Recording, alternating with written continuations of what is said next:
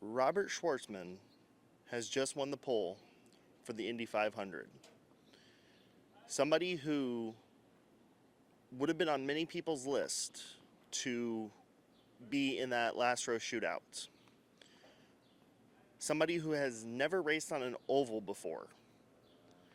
Someone who was in Formula 2 for a couple of years and came second in that championship on the path to Formula 1 in the Ferrari Driver Academy. Somebody who just gave up being a Ferrari factory driver in their Ferrari 499P hypercar program in the World Endurance Championship, who gave up a chance of winning the 24 Hours of Le Mans overall to come here to race.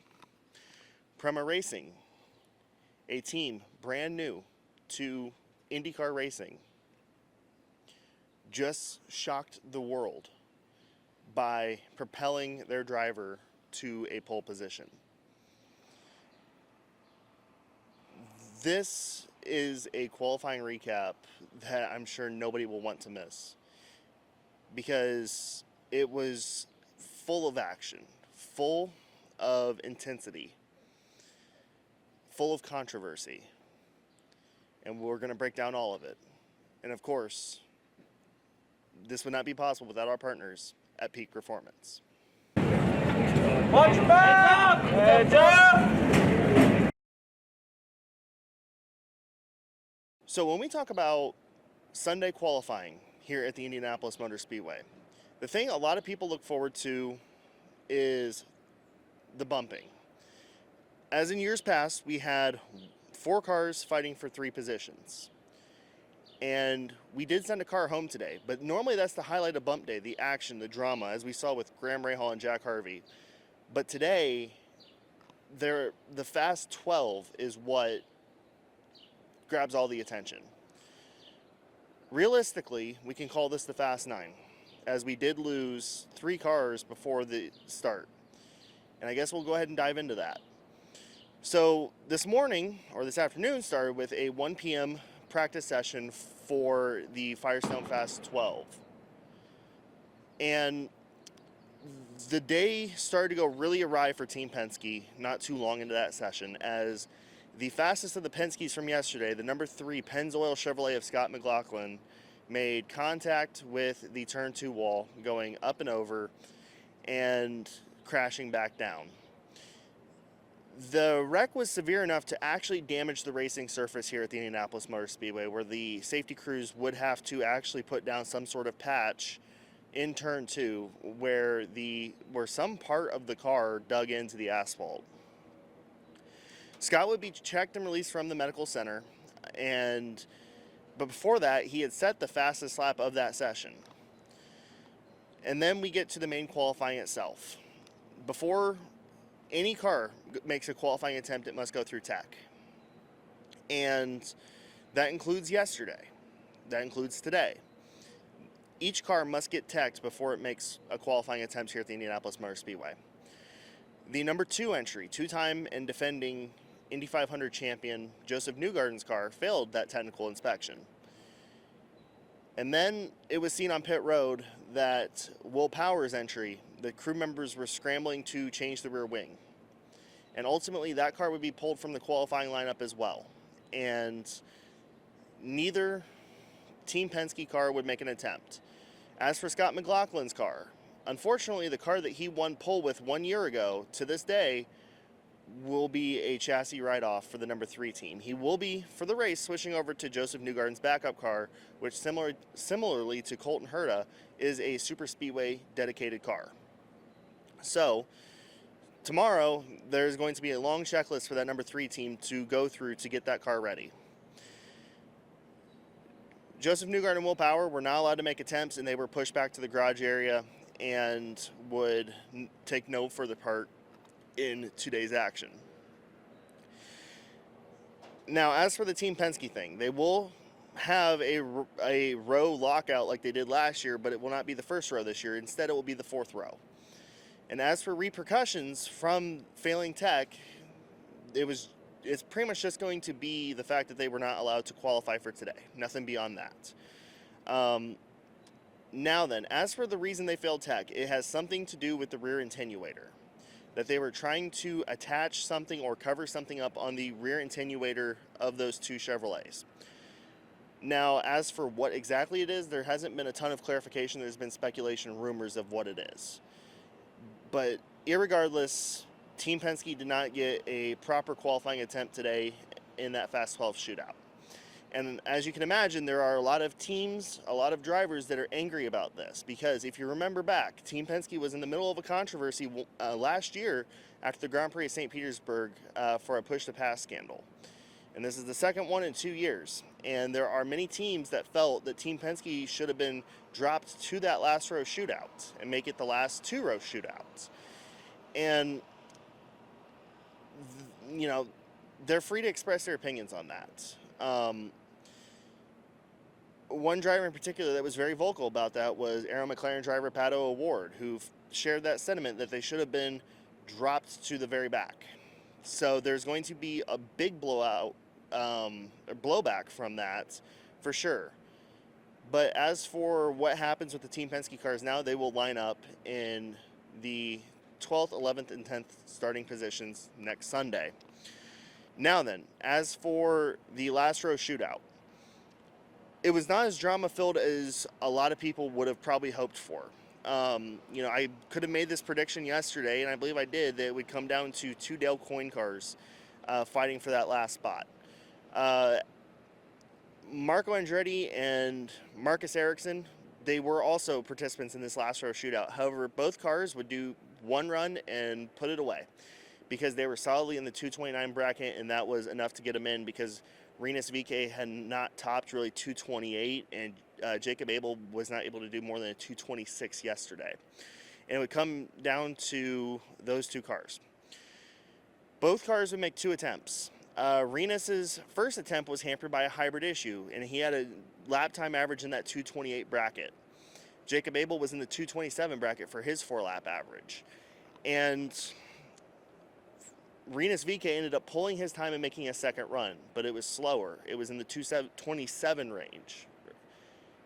Jacob Abel was then allowed to go out and make his second attempt as the gun fired, the proverbial gun, and it was about half a mile an hour off of the 4-lap average that Rinus VeeKay set. So the Miller High Life entry, the Danny Sullivan 40-year commemorative car, will not take part in the 109th running of the Indianapolis 500. We got to the Fast 6, and, you know, I've seen a lot of moments here at the Indianapolis Motor Speedway through my time coming here, which has been years and years and years. And there's several particular moments that really stand out. And, you know, in most recent times, Helio winning his 4th in 2021. And this one has to be up there with Robert Shwartzman winning the pole. I don't think there was a fan in the stands that walked away disappointed today seeing that. You know, he has had a lot of great help. You know, the Premas team, they have Ryan Briscoe, the 2012 Indy 500 pole winner, on their strength. They have 2 brand new cars here, 2 brand new chassis that were just getting finished in the Tuesday practice. And on Wednesday and Thursday and Friday, they were really focused on qualifying simulation runs. They did not run in the pack like everybody else. And it appeared to have worked brilliantly, as you could see with Robert Shwartzman P1 after today. It even got to the point of where Team Penske driver Will Power, who was sidelined from qualifying today because of that technical infraction with the Penske cars, was over there giving advice to Robert Shwartzman to assist him in his qualification effort. The biggest threat to him would have been Felix Rosenqvist, and that ended up not materializing, as Felix actually was the one who put his car up at the top of the pylon after the Fast 12. He will line up in the middle of the second row. So there's definitely a lot to cover from today. There's a lot to break down, and hopefully we got the surface of the big 3 storylines, which would be the Penske drama, the last row shootout, and of course Robert Shwartzman on pole. You know, and days like today make you realize why you love this sport, why we come back to this place year after year, because it is unpredictable. You never know what's going to happen next. You know, if you have asked me at noon today, would I see Scott McLaughlin flip? If I would see Robert Shwartzman on pole? If if I'd see 2 Penske cars disqualified, or not disqualified, but not allowed to run because of a technical issue, the answer would have been you're crazy. But without further ado, let's hear a word from our partners over at Peak Performance, and then let's dive into today's highlights. Protect your vehicle with Peak Original Equipment Technology. Our formulas match the vehicle manufacturer's technology requirements so that we have the perfect match for every vehicle. And looking at some of your highlights from today's second day of qualification from here at the Indianapolis Motor Speedway, we're going to start out with the last row shootout where, as we talked about, Marco Andretti and Marcus Armstrong both put out very strong attempts in their 2 Honda-powered cars, both laying down 229s, with Marco Andretti running a 229.741 and Marcus Armstrong putting down a 229.091 to securely lock themselves into the field, which, as we mentioned before, left just one spot open for 2 Dale Coyne racing cars, and in the end it would be Renus VK securing that 33rd starting spot at a 4-lap average of 226.913. At the end of the day, the number 51 Miller High Life entry of Jacob Abel will be the one not making the show at a 226.394. And looking at your highlights from the Firestone Fast 12, we were able to set rows 3 and 4 from this, and these would be the cars that did not advance. David Malukas would be the best of the rest with a 231.599. Right behind him, another Chevy entry from Arrow McLaren of Christian Lundgaard at a 231.360. And the only representative of the Andretti camp, Marcus Ericsson, will be the slowest of the cars that did participate in this Fast 12 at a 231.014. And as we mentioned before, row 4 will be very Penske heavy as Scott McLaughlin, Joseph Newgarden, and Will Power will line up in that order based off of where they were yesterday in qualifying. As we mentioned, Scott McLaughlin will be in a backup car, particularly Joseph Newgarden's backup car, following his massive crash today. And looking at the results of your Firestone Fast 6, as we mentioned before, Robert Shwartzman will take his first pole position on his first oval here in the IndyCar series, and he qualified with a 232.790, edging out Takuma Sato in second, the 4th and one-off entry from Rahal Letterman Lanigan Racing. Definitely a feel-good story today, as Takuma was the first car out in the Fast 6 and threw down a very impressive number at 232.478. It would definitely be a tough number for him to contend with. In third place, we have the Arrow McLaren entry of Pato O'Ward with 232.098. He said in his post-day interview that that entry had a overboost issue on his first lap of qualifications, which negated any attempt for him to try to steal that pole from Robert Shwartzman. In fourth place, we have the Chip Ganassi Racing entry of Scott Dixon, who put down a 232.052. In fifth place, we have the Chip Ganassi affiliated but Meyer Shank Racing entry of Felix Rosenquist, who would have been the favorite going into this final round of qualification at a 231.987. And in sixth place, a rather disappointing run for Alex Palou, who we would have figured would put up a very big number, but would instead settle for the outside of row number 2 with a 231.378. And that is how we're going to line up the cars for the 109th running of the Indy 500. Now, there is still 4 hours of available track time for the stars and cars of the NTT IndyCar Series. 2 of those hours will come tomorrow between 1 p.m. and 3 p.m.